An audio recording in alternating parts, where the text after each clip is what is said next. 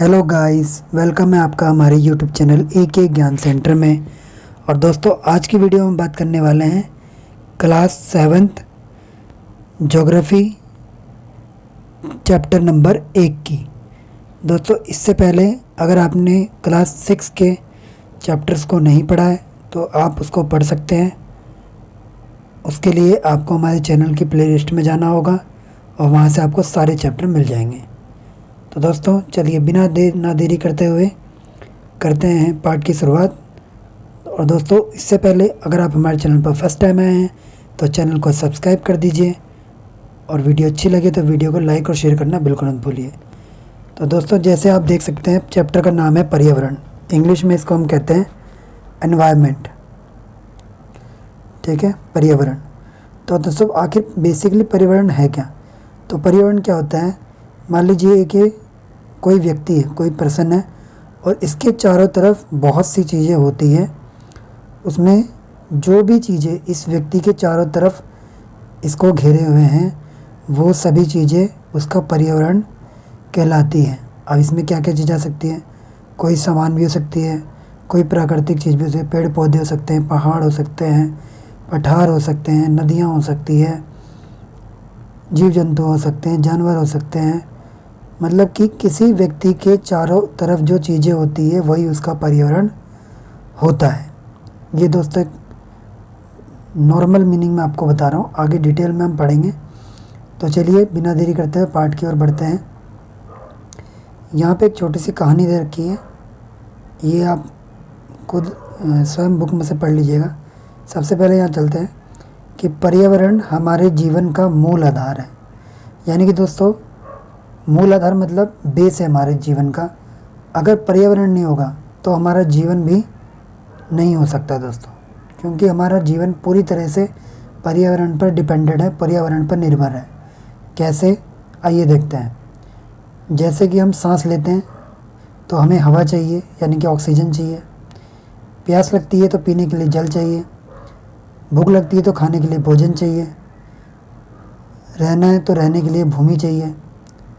तो दोस्तों, ये सभी चीज़ें हमको कौन देता है? ये सभी चीज़ें हमको पर्यावरण से प्राप्त होती है। तो इसलिए पर्यावरण हमारे जीवन का मूल आधार है। बिना उसके हम जीवन की कल्पना भी नहीं कर सकते हैं। तो यहाँ पे आप देख सकते हैं कि मानव इस प्राकृतिक पर्यावरण में कैसे परिवर्तन करता है। ये दोस्तों एक क्वेश्चन है। ठीक है, तो कैसे परिवर्तन करता है? कार का धुआं, जैसे हम कार चलाते हैं तो कार में क्या होता है? धुआं निकलता है। तो कार का धुआं वायु को क्या करता है? प्रदूषित करता है, गंदा करता है। तो पानी को पात्र में एकत्रित किया जाता है, पानी को किसी बर्तन में एकत्रित किया जाता है और भोजन को बर्तनों में परोसा जाता है और भूमि पर कारखानों का निर्माण होता है। तो दोस्तों, ये वो सब तरीके हैं जिससे हम प्राकृतिक पर्यावरण में परिवर्तन करते जा रहे हैं। मानव कार, मील, कारखानों, बर्तनों का निर्माण मानव करता है और इस प्रकार मानव प्राकृतिक पर्यावरण में परिवर्तन करता रहता है। तो दोस्तों, जैसे हम देखेंगे कि जो आदि मानव था या प्राचीन मानव था वो प्राकृतिक पर्यावरण में कोई परिवर्तन नहीं करता था, वो प्रकृति के अनुरूप अपना जीवन जीता था। लेकिन आज के समय में सभी लोग क्या कर रहे हैं कि प्रकृति से वस्तुओं को ग्रहण कर उनसे अपने आसपास परिवर्तन करते हैं, जिससे प्राकृतिक पर्यावरण में परिवर्तन होता रहता है। तो हम अपनी ज़रूरत के हिसाब से दोस्तों परिवर्तन करते हैं। तो चलिए देखते हैं आगे। ये देखिए, सबसे पहले पेज नंबर 1 हमने पढ़ लिया है, पेज नंबर 2 पे आ गया हम। ये देखिए, यहाँ पे देखिए सबसे मेन जो पॉइंट है वो दे रखा है पर्यावरण के घटक। घटक क्या होता है दोस्तों? जैसे मान लीजिए कि कोई भी चीज़ है, ठीक है, मान लीजिए जैसे कि आपने मान लीजिए चाय बनाई, तो चाय के घटक क्या हो जाएंगे? तो यानी कि चाय के अंदर चीनी होती है, दूध होता है, पानी होता है, चाय पत्ती होती है। इन सभी तत्वों से मिलकर बनेगी चाय। तो यानी कि इन सब के बिना चाय नहीं बन सकती। तो ये सारे चाय के घटक हो जाएंगे। बिल्कुल वैसे ही पर्यावरण के घटक क्या है? एक प्राकृतिक घटक है, एक मानव निर्मित घटक है और तीसरा है मानव घटक। तो सबसे पहले प्राकृतिक की बात करते हैं। प्राकृतिक घटक में आप देख सकते हैं उसमें क्या क्या आता है, जल, वायु, स्थल और सजीव, यानी कि सजीव चीज़ें, जो भी सजीव चीज़ें हैं जो जीवित हैं वो सभी उसमें आ जाएगी। उसके बाद मानव निर्मित में क्या आता है, जो मानव ने जिनका निर्माण किया है, जैसे इमारतें मानव ने बनाई हैं, पार्क मानव ने बनाए हैं, पुल मानव ने बनाए हैं, सड़क मानव ने बनाई है, इमारत मानव ने बनाई है, उद्योग मानव ने बनाए हैं या स्मारक मानव ने बनाए हैं। तो दोस्तों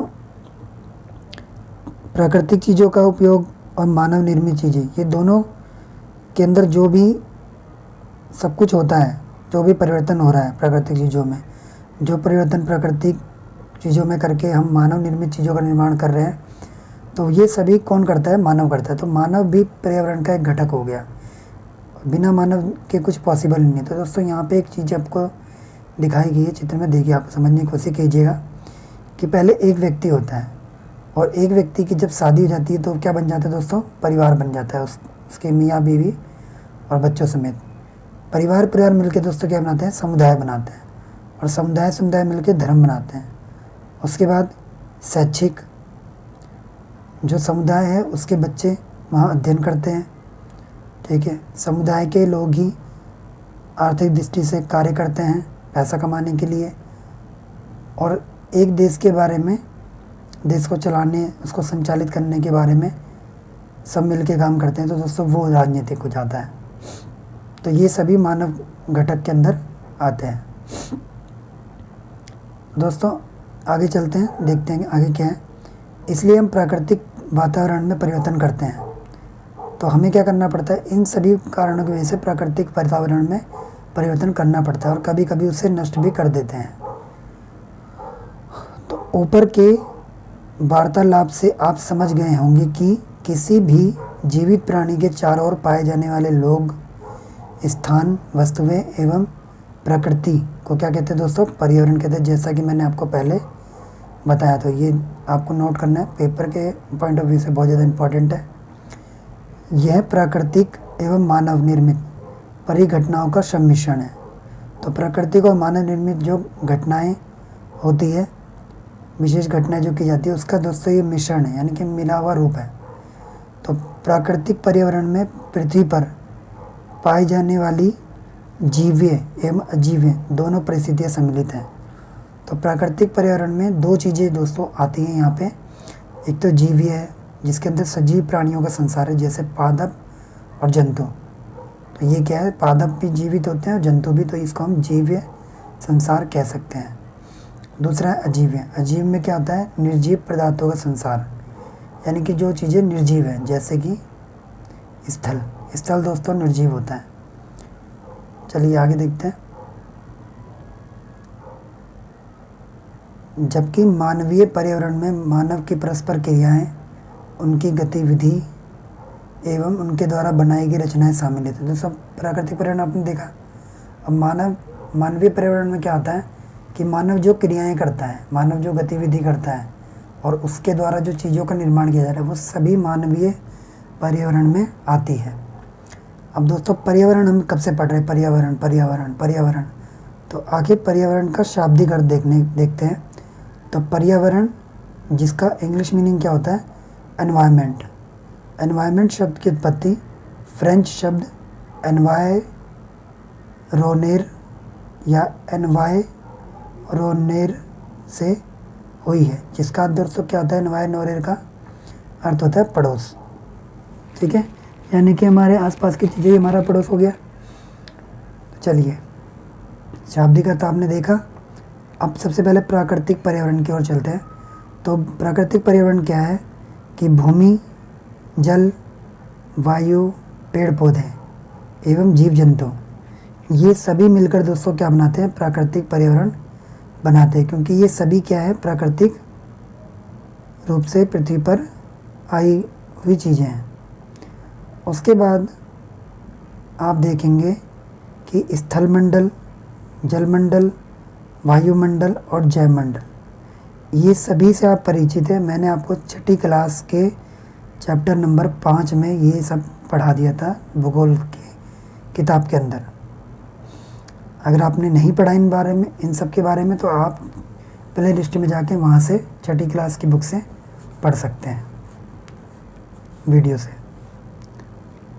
पृथ्वी की ठोस परपटी या कठोर ऊपरी परत को हम क्या कहते हैं? स्थलमंडल कहते हैं। तो जैसे जो पृथ्वी होती है, पृथ्वी के ऊपर का जो ठोस परपट्टी है या कठोर ऊपरी जो परत है जो 5 किलोमीटर तक होती है, उसी को दोस्तों हम स्थलमंडल कहते हैं। ये किससे बना होता है? ये चट्टानों और खनिजों से बना होता है। ये मिट्टी की पतली परत से ढका होता है। यह पहाड़, पठार, मैदान, घाटी जैसे विभिन्न स्थलाकृतियों वाला विषम धरातल होता है। तो दोस्तों इसी स्थलमंडल में आपको पहाड़, पठार, मैदान, घाटी सभी तरह की स्थलाकृतियाँ देखने को मिलती है। ये स्थलाकृतियाँ महाद्वीपों के अलावा एक और जगह पाई जाती है। वो कौन सी जगह दोस्तों? महासागर। अगर आप जब महासागर को देखते हैं चारों तरफ पानी पानी देखते हैं, लेकिन आप पानी के अंदर जब जाएंगे तो आपको अंदर भी स्थलाकृतियाँ मिलेगी। उसके बाद दोस्तों बात करते हैं अगले पॉइंट की, स्थलमंडल की। स्थलमंडल क्या है? स्थलमंडल वह क्षेत्र है जो हमें वन, कृषि, मानव बस्ती के लिए भूमि, पशुओं को चराने के लिए घास स्थल प्रदान करता है।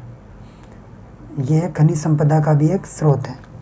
तो दोस्तों स्थलमंडल हमें ये सभी चीज़ें प्रदान करता है।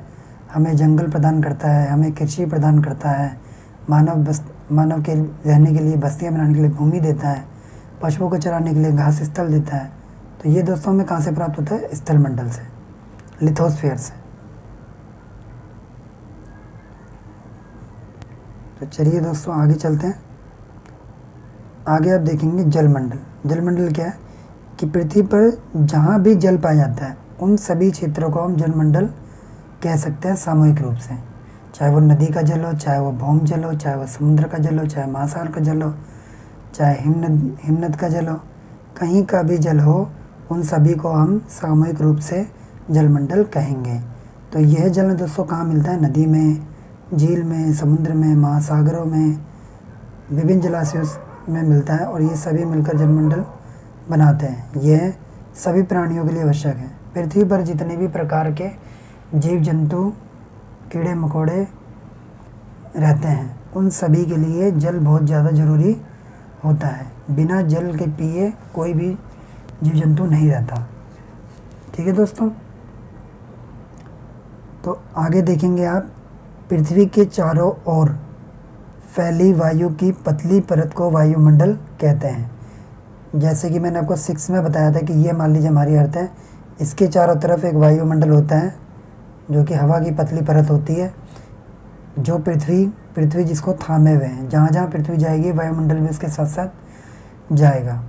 तो दोस्तों इसी को हम क्या बोलते हैं? वायुमंडल कहते हैं। तो पृथ्वी का गुरुत्वाकर्षण बल अपने चारों ओर वायुमंडल को थामे रखता है और यह सूर्य की झुलसाने वाली गर्मी एवं हानिकारक किरणों से हमारी रक्षा करता है, जिसको हम बोलते हैं यूवी, अल्ट्रा वायलेट रेस, यानी कि पराबैंगनी किरणें। ठीक है दोस्तों, इनसे हमको वायुमंडल बचाता है, जिससे हमको स्किन कैंसर नहीं होता और हमारी स्किन जलती नहीं है। अगला दोस्तों एक वर्ड है, अभी मैं आपको बताता हूँ उसके बारे में। तो कई प्रकार की गैस, धूलकण और जलवाष्प वायुमंडल में उपस्थित रहते हैं। तो वायुमंडल में परिवर्तन होने पर मौसम एवं जलवायु में परिवर्तन होता है।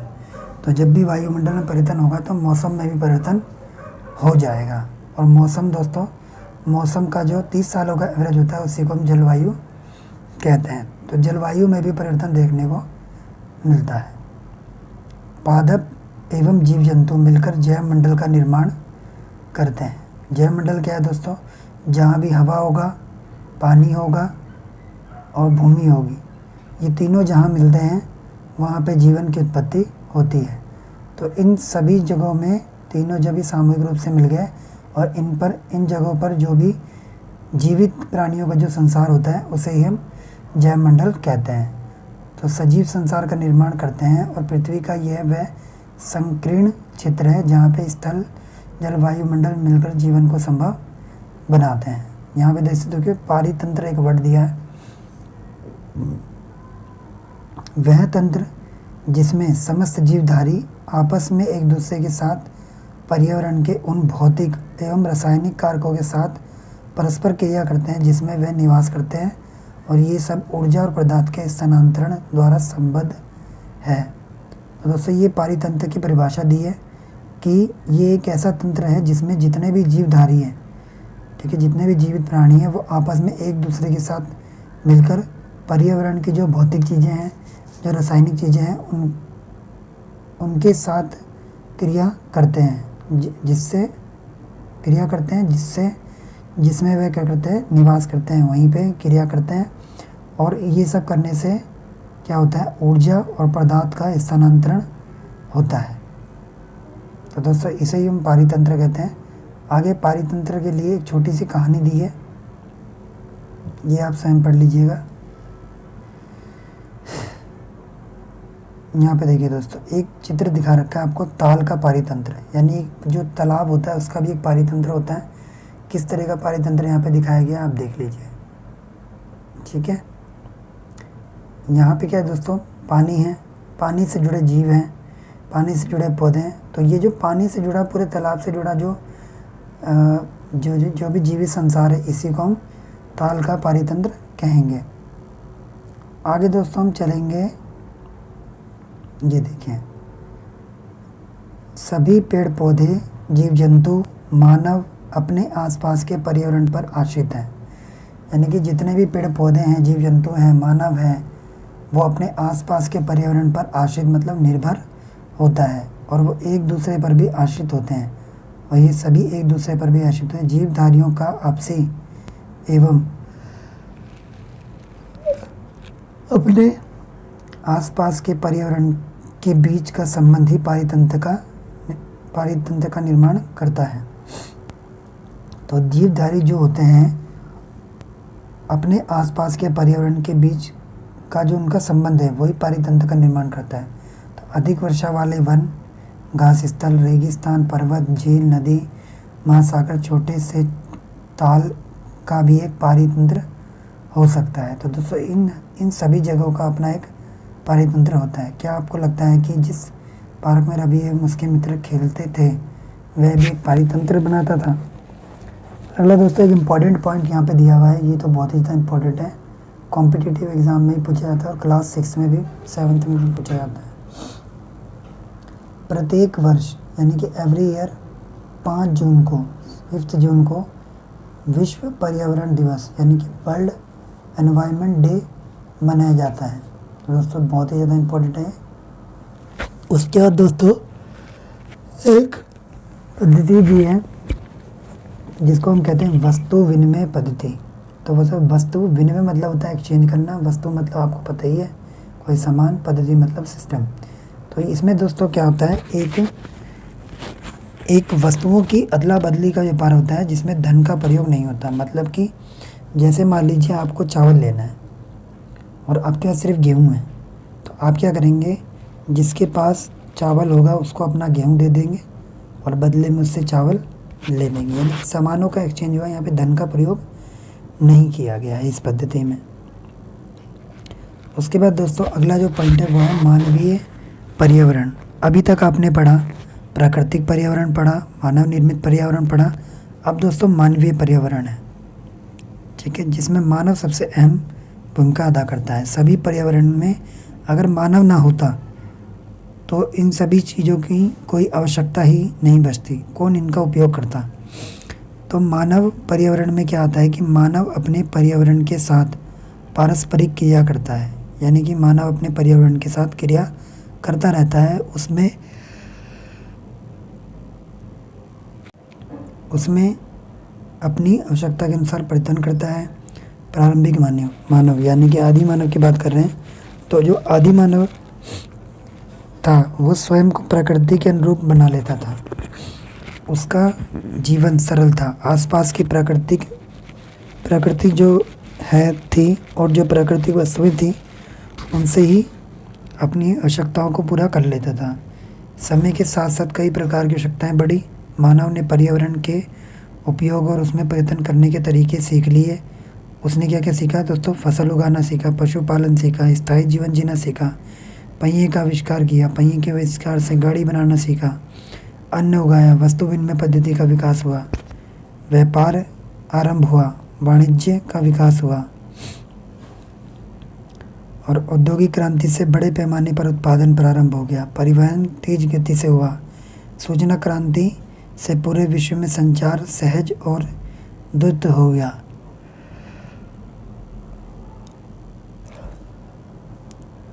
आगे दोस्तों दिया है कि क्या आप जानते हैं कि गर्मी में रसीला तरबूज और सर्दी में भुनी हुई मूंगफली खाना क्यों पसंद है?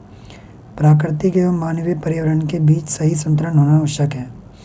मानव को पर्यावरण के साथ समरसता से रहने एवं उसका उपयोग करना सीखना चाहिए। यानी कि जिस पर्यावरण में हम रहते हैं उस पर्यावरण के बिना हमारा कोई अस्तित्व नहीं है, तो हमें क्या करना है कि हमें अपने पर्यावरण के साथ मिलजुल कर रहना है। तो रवि की कक्षा में मिजोरम की एक लड़की है नूरी, वह अक्सर अपने स्थान की हरियाली की बात करती रहती है। तो खेल का मैदान नष्ट होने के कारण रवि का उदासी देखकर नूरी ने उसे आने वाली छुट्टियों में अपने घर मिजोरम आने को कहा। रवि के शिक्षक ने सभी बच्चों को छुट्टियों में वे जिन स्थानों पर जाएंगे वहाँ के भूदृश्य, घरों एवं लोगों क्रियाकलापों का चित्र बनाकर लाने को कहा। अब दोस्तों ये देखिए पाठ आपका समाप्त हो चुका है। उम्मीद करता हूँ आप सभी को समझ में आया होगा। अगर किसी भी छात्र को या किसी भी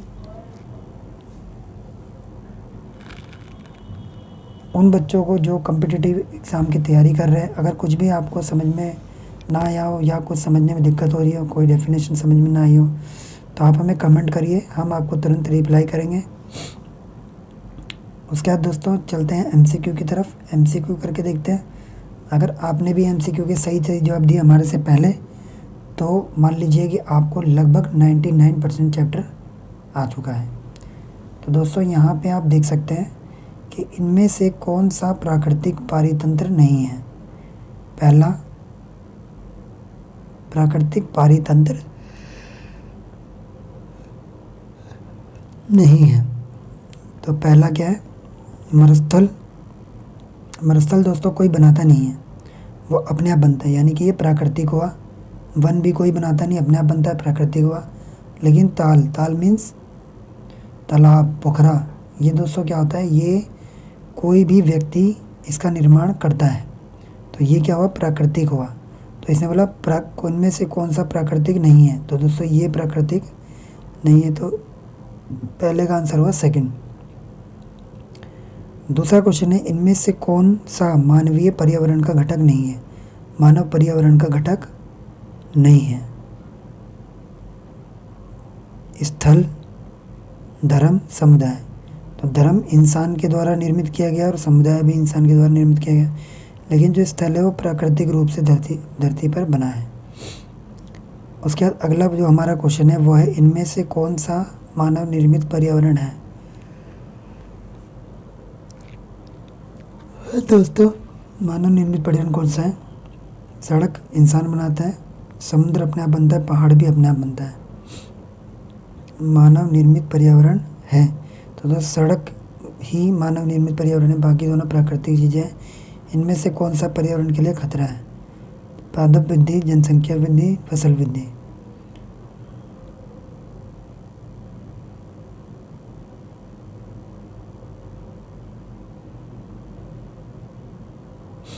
इनमें से कौन सा पर्यावरण के लिए खतरा है? दोस्तों पहला है पादप वृद्धि।